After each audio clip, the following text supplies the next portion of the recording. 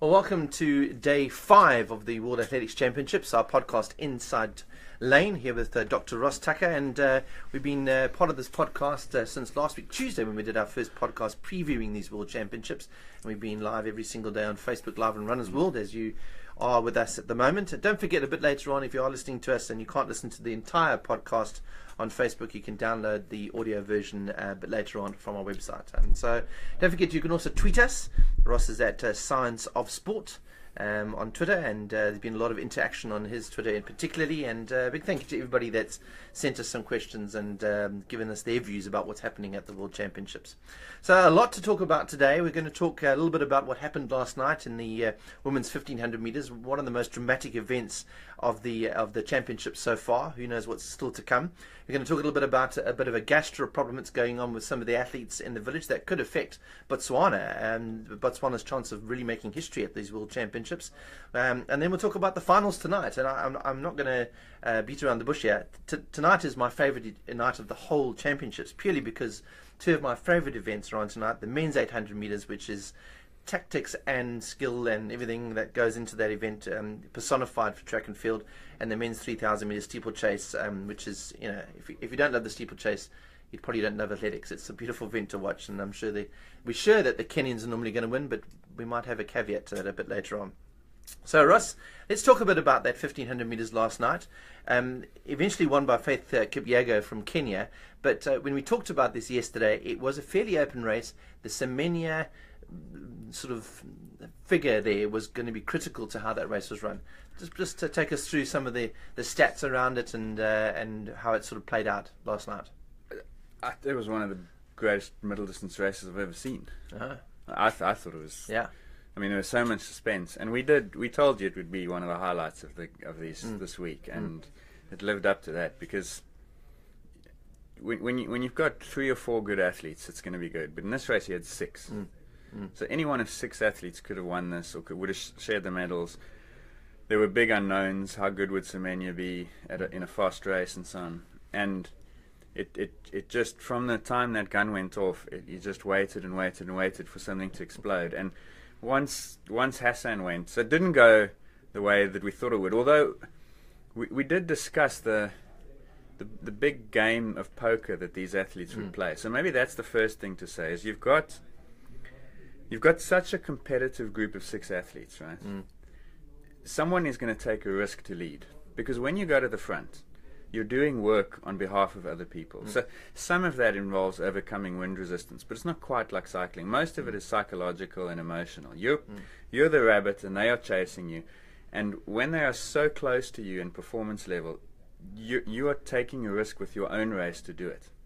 And so that's why no one does it. So why is it easier for somebody to be following somebody else? As you say, it's not like cycling, very little effort and very little to do with wind resistance. Some, but not much, no. So when you talk about the psychological effect of being able to be behind somebody, what do you mean by that? Why is it slightly easier? I think because you don't have to worry about the pace. All you got to do is worry about staying a meter from their vest. And then it allows you to control the race, because it can allow you to control the race if you are comfortable enough sitting on them, because now you're just going to let them do all the work. With 200 to go, 100 to go, whenever you decide, you can make your move, and then they've got to respond to you. So I think it's mostly a mental, psychological, and emotional thing that it takes off of you. So that's why so few people are willing to do it in these big championship races. And that's why they pay athletes money to do it in Diamond League events. It's because you just send the person out there, they're the rabbit, like a greyhound chasing a rabbit on a track, and that's how it's set up. But so yesterday we saw no one willing to do it. Just to take a step back just on that last comment. It is interesting that at World Championship level, it's a very different race from the races you get at Diamond League and places like the Veldklasse, the big sort of commercial, if you can call it that, athletics meetings, because they pay for these pace setters. That's often why you get records at the big meetings like the Veldklasse, as opposed to World Championships where you don't have the pace setters. Yeah, hardly ever see a distance world record. So. And it's why you get surprises, especially in the 1500, because that's the one event that's fast but tactical in the sense that you can go slowly for a couple laps, which is what we saw. So they go through 800 and 217, which is pedestrian. And you could have thrown a, never mind. Went through, I think, the first 401, 165. Yeah, 65. Like and then the second 400 was 70, 71. Yeah. Even slower. Yeah, yeah. You could have stayed with him. Barely. on that lap, maybe. On a bike. And so forget about a blanket. You could have thrown a bath towel over that group. They were so tightly congested and bunched. Now, when that's the situation, something's going to give.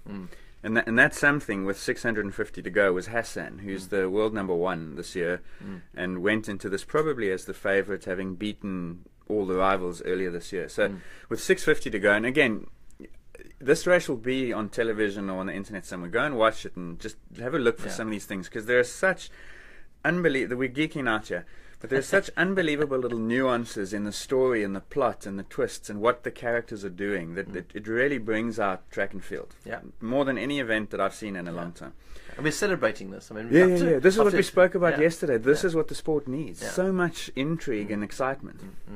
So Hassan goes from the back to the front within 70 meters. With like something fierce, right?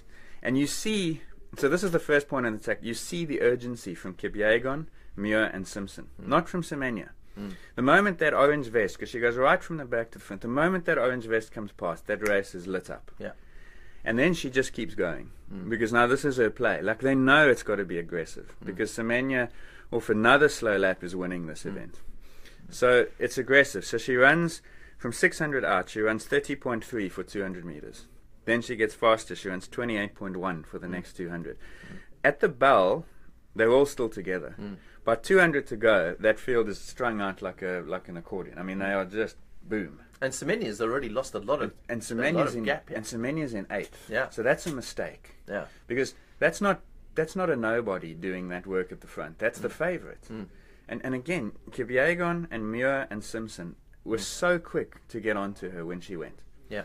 And Semenya was lying in about 8th, and she ended up in 12th. At the moment that Hassan made the move, she just wasn't paying attention. Yeah.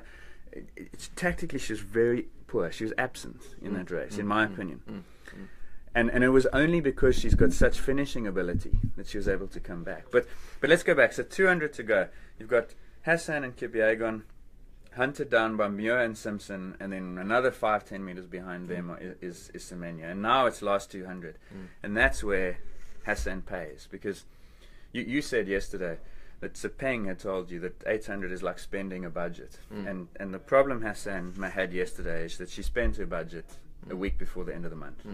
And so she blew her salary in the 400 meters before the last 200, you know. And so in the last 200 she held on for dear life, but with 50 to go she's now begging. But when you see those finishing boards, I mean, she's still in second with the finishing boards like lining up, and you think, I mean, it would have been a famous medal for her if she'd hung on. I mean, she wasn't that far away from actually pulling off an amazing coup. She was courageous, and she's a quality athlete. Yeah. So she nearly did it, but she goes, as I say, 30.3, 28.1, 31.5, and so the last 200 is the slowest of her last 6, but the damage was done in the last 50, because you know, it's like if it's about spending money, physiology always collects its debt. And so she's deeply in debt with 50 to go, and then she pays it back. So then she goes from 2nd to 5th in no time at all. And Simpson's passing her, Muir's passing her, and Semenya's getting her. And Kipyegon, meanwhile, tactically has been everyone who took the lead in that race. And again, watch that. Muir goes to the lead, Kipyegon's on his shoulder. Hassan goes, first person's Kipyegon. When Kipyegon makes that super aggressive move at the bell, Kipyegon's on her. So tactically she's right on it, but physiologically she's also the only person who could pull it off, and that's why she won it. And then behind them you've got a host of athletes who are doing different things tactically. So Laura Muir and Jenny Simpson are really good to compare, because with 250 to go, and I've got pictures of this, by the way. So if you want to see this, let's just clarify. Laura Muir is the British athlete. She's the British hope in her home stadium, and she really is one of the top stars of the British track and field team. Fastest in the world last year. Yeah. So. And then you've got the American Simpson, who is well known as a fast finisher. Yeah, but kind of an outsider in that scenario. By time. Yeah. But in a tactical race, the smartest middle distance runner in the world. Yeah. I think, and she proved it yesterday. Although she was lucky. Hassan definitely left a gap on the inside. A little bit. Although I was thinking about that. I think it's still a percentage play to be on the inside with 120 to go, because that gap, I think, more often than not opens up, and you're still running the shorter line. So you're right. She benefited, but she was there to benefit. Because her son just drifted across from the inside lane into the second lane. Because so she passed her in lane 1. So they're instructive to compare. And again, I've put pictures of screenshots on my Twitter account. So if you want to see it, you can. With 250 to go, they are next to one another.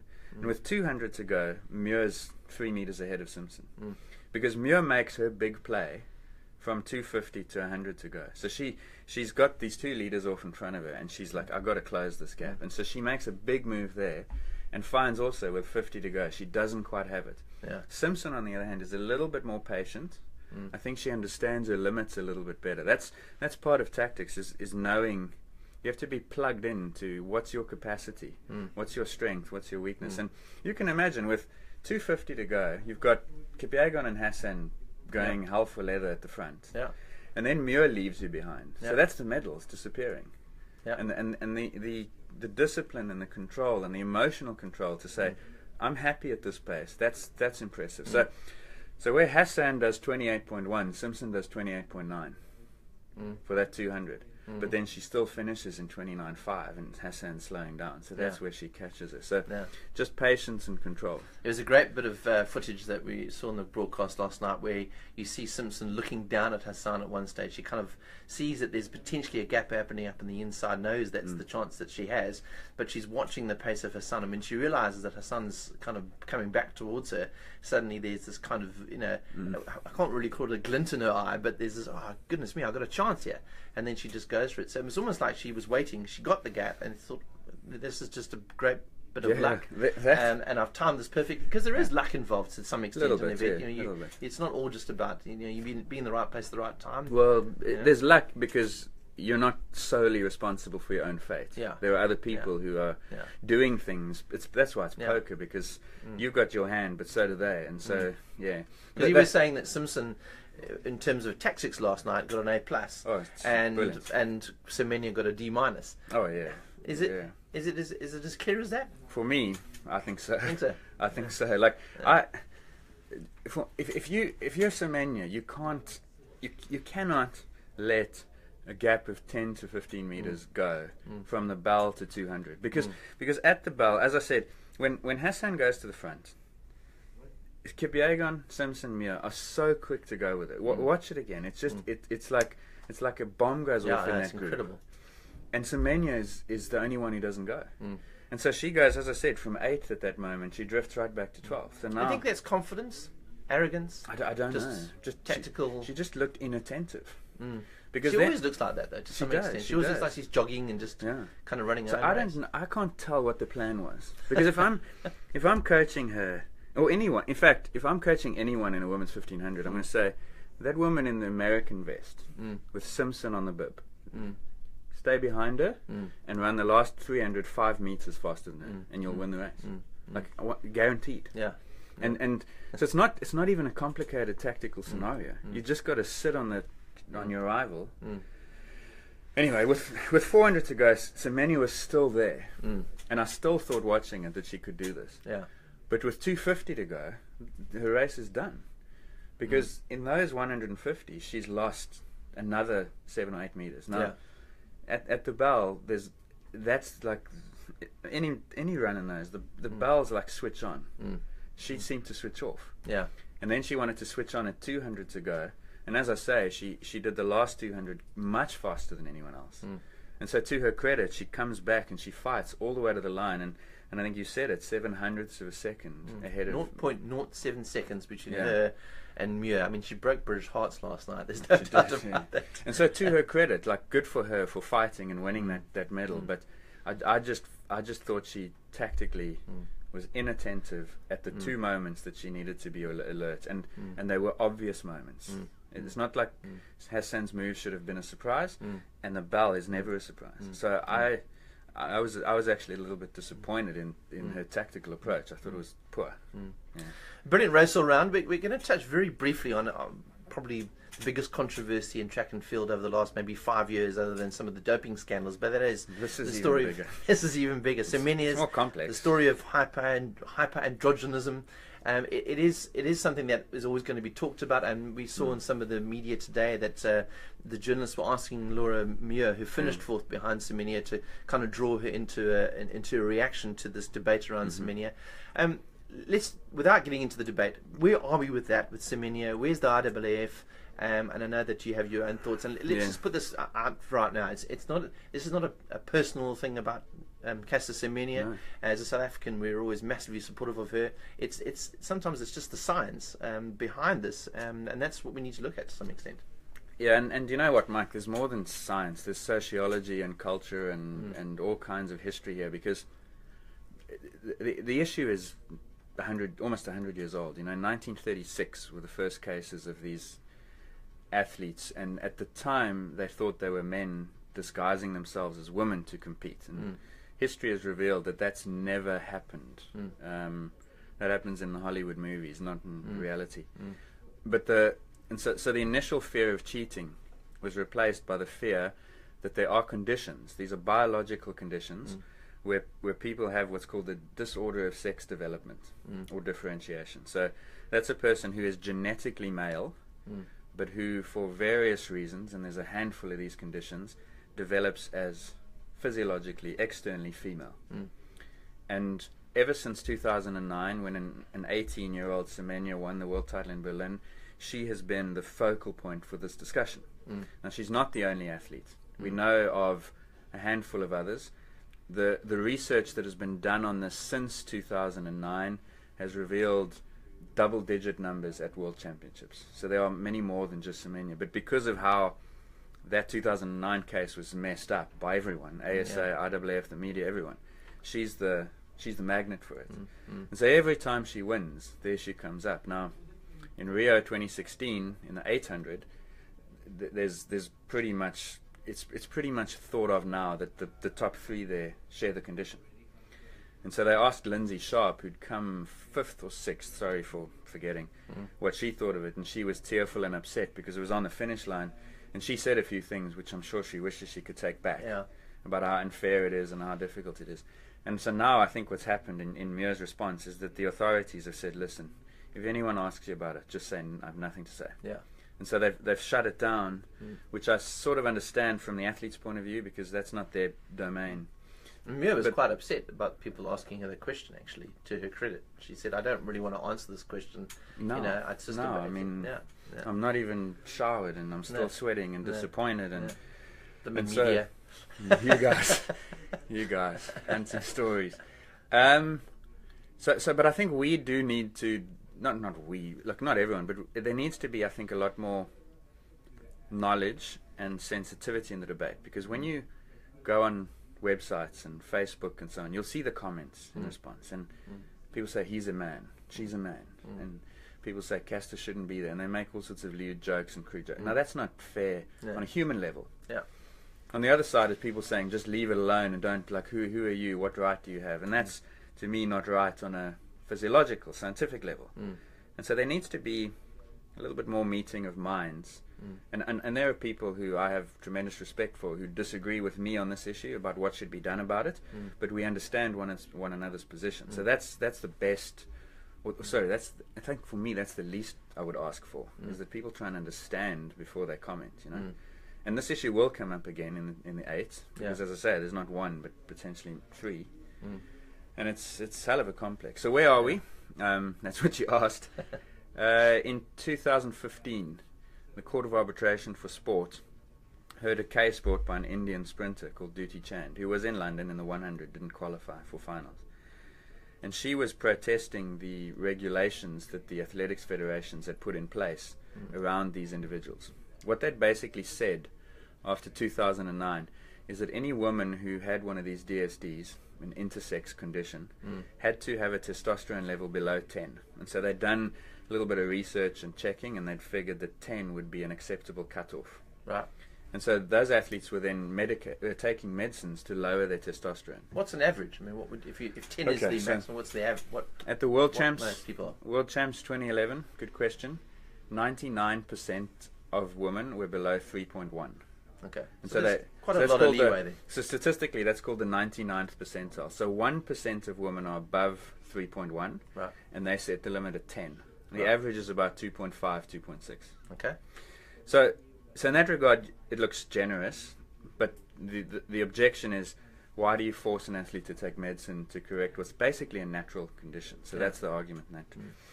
Anyway, the Court of Arbitration hears the case in July 2015, and their decision is that there is insufficient scientific evidence to support what in that moment was a discriminatory policy.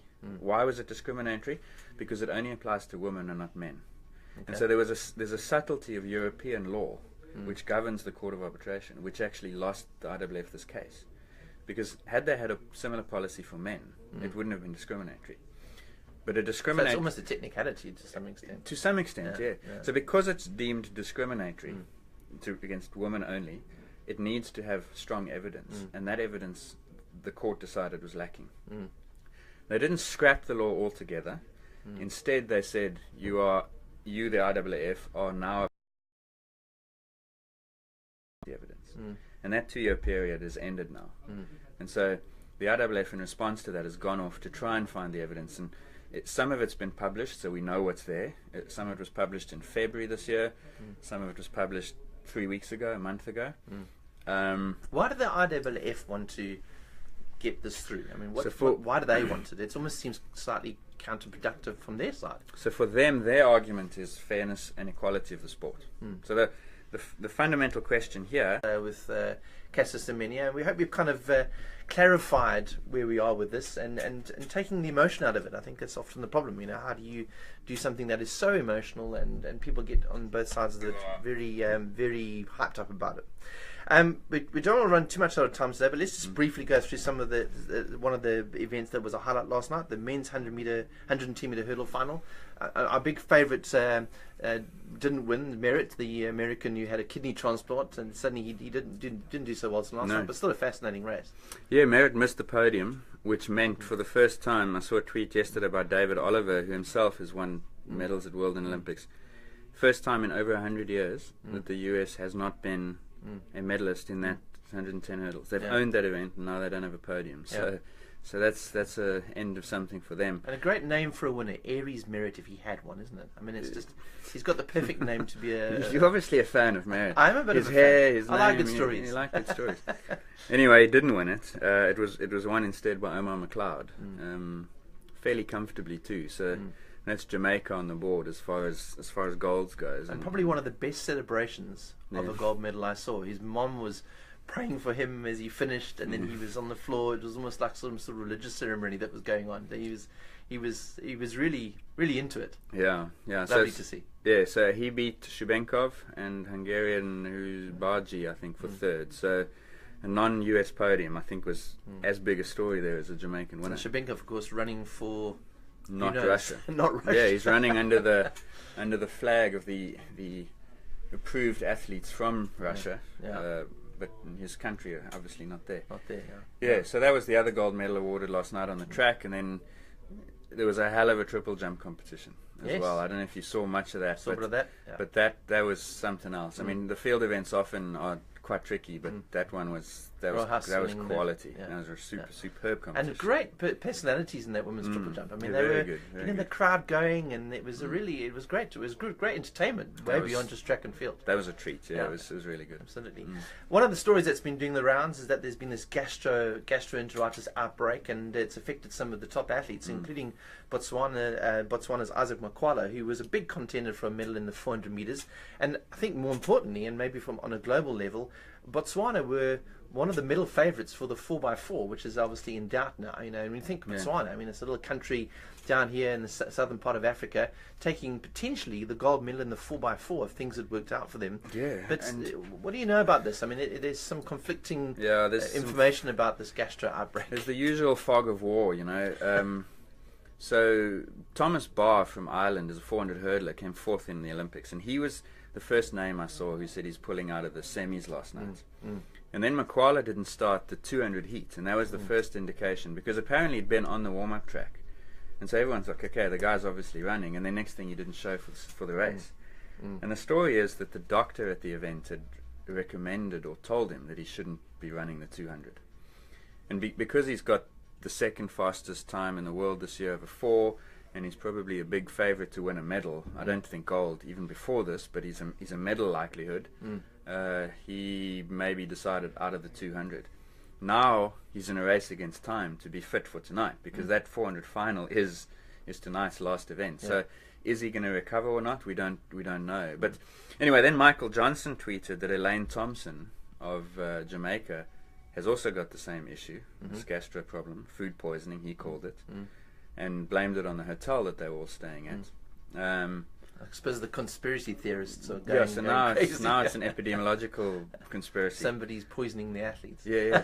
So and then eventually on Twitter, a guy called Stuart McMillan, who coaches Andre de Grasse of Canada, messaged me on Twitter to say, actually, they're not in the same hotel. It's Botswana, Canada, and Germany are, but the Jamaicans are elsewhere. So it doesn't seem like one hotel is the source of this particular epidemic. But the story coming out of London was that 5 athletes were hospitalized and 7 in total had to withdraw or pull out in some way, or affected in their races. So that sucks. I mean, imagine for Makwala, I mean, it's a massive blow, because he wasn't just a medal chance in the 4, he was a chance in the 2, fastest in the world this year, plus that 4x4 which you mentioned.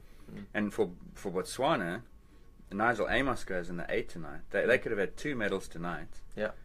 Maybe 3, because they've got another guy in the 400 who is running from lane 9, so he's up against it a little bit. But they could have had 3 medals tonight, plus that relay, and now, it's a pity. It's a shame. Well, talking about tonight, let's run through some of the finals tonight. And as we said at the beginning of our podcast, my 2 favourite events, the 3,000 metre steeplechase, the 800 metre final tonight as well. But from a South African perspective, we're very excited about Wade Finnekick and the 400 metres. But let's just start with the steeplechase very quickly. Maybe a Kenyan won't win. Surely that is not true. At this stage, there is more chance that a Kenyan won't get a medal than the fact that a Kenyan will win. I think we'd ever heard that when it comes to steeplechase. It's unheard of. You know, since 1991 was the first Kenyan ever winner in a steeplechase race, or medalist. There have been 19 majors since that point, so that's 57 medals. Kenya's got 42 of them, and only twice have they not won it. And the 2 that they didn't win was a Kenyan-born man competing for Qatar. Shaheen, right? So he changed nationality. So in actual fact, out of 19 world and Olympic champs since 1991, a Kenyan-born man has won every single one. And that could end tonight, because who are we looking at? The favourite would be Jaeger of the USA. He's the fastest in the world this year by 3 seconds.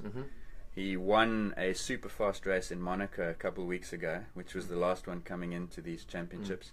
He's beaten everyone in this field, and he looks like he can win it any way he needs to. You know, whether it's fast at the beginning or fast at the end, he seems to have everything it takes. And the big thing in his favour is that the depth of the Kenyans is nowhere where it used to be, and their best guy has been injured. And so Consensus Kipruto is the Kenyan champion and the defending Olympic champion, and he has been affected by an injury ever since those Kenyan champs. And so he raced the last 2 events in Monaco, and I think one before it in Rabat, and didn't finish either. So is he healthy? It doesn't seem he is, you know. So Jaeger's just mind blowing to think of this. So Jaeger's biggest rival is likely to be the Moroccan El Bakkali, and the other Kenyan, so it's Kipruto, and then Ezekiel Kemboy, basically retired after Rio, and then we spoke the other day, he got disqualified and lost his bronze medal. And then stepping out of the lane. Stepping off his lane, and then announced his comeback to come and win the medal that he deserved. But he's been really nowhere all year. And then the last one's Berech, who just doesn't seem to be good in these championships. So the 3 Kenyans look more vulnerable than ever before. And if I had to guess, I would say it's going to be Jaeger, Bakkali, and then maybe a Kenyan, but perhaps the French, Benabad, someone else from Morocco. It's wide open. If Kipruto is healthy, then for sure he's a challenger to Jaeger. But if I was betting your house this time, I would be betting it on Jaeger, and that, as we said, will be historical. So that's something to look out for. It's never happened tonight, before. if you're got the kids, make sure they're in bed nice and early, because you want to be sitting down with your cup of hot chocolate and making sure that you're watching these finals. Very briefly, the 800-meter final, wide open, as we discussed the other day. The semi-finals, 6 of the top 9 in the world out. Suddenly there's a race on for somebody, an outsider at the start of these championships to win the medals. Not a single medalist from Rio is in this race. 3 of the top 9 are in this race in the world. The other 6 all got eliminated in the heat. So it is as open as any race, and the 800 is always a little bit random because, as we said yesterday in yesterday's podcast, there's 105 seconds in that race, and if you make a mistake over one of them, then you find yourself going from really good to a really bad position, and that is too quick to recover. So Nigel Amos, who we mentioned from Botswana a few moments ago, is the fastest in the world this year in that race, and so physically probably is your best bet. But because of the tactics, it's he looked quite poor tactically in the semi, and he has been known to mess up these championship events before. So it's going to be really interesting. Like it's the same issues you had in the women's 15. Who takes it up? And with no clear favourite, there's nobody necessarily to see as a threat. So everybody's going to be watching everybody else. So there's 8 guys there, and they all fancy their medal chances. Whereas normally you're not going to get it as open as that, because anyone could do it. So in the semis, there's a 19-year-old Kenyan in the race called Kipyegon Bet, and he took the pace in his semi and led basically start to finish. And in another semi, there's a Canadian called McBride who did the same thing. So one of those two likely will do the same thing. It worked for them. And then it's a question of how quickly do they go, and what does that do to everyone behind them? Because with 250 to go, there's going to be a traffic jam, and they're going to be queuing up, and that's where you look for the same kinds of things we've mentioned in that 1500. And there's a Polish guy called Adam Kaszot who, my impressions watching him is that tactically he's the most switched on, got really good finishing speed. So I think he won his semi, didn't he? He did. So for me, Kaszot, Amos, and then toss a 6-sided coin to find the other medalist. But I wouldn't. We're not putting any money on anybody. No, I wouldn't.